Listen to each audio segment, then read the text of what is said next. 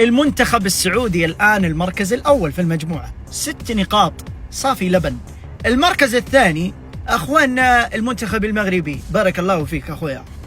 فمن هذا المنبر أنا كسعودي أتحدى منتخب المغرب. طبعا منتخب المغرب أكيد أغلبهم يلعبون في أوروبا ومعاهم بونو حارسنا هلالي، ومعاهم أشرف حكيمي أفضل ظهير حاليا في العالم، ومعاهم ولكن يظل أنه في لاعبين ما راح يلعبون، سواء بيلعبون أو ما راح يلعبون.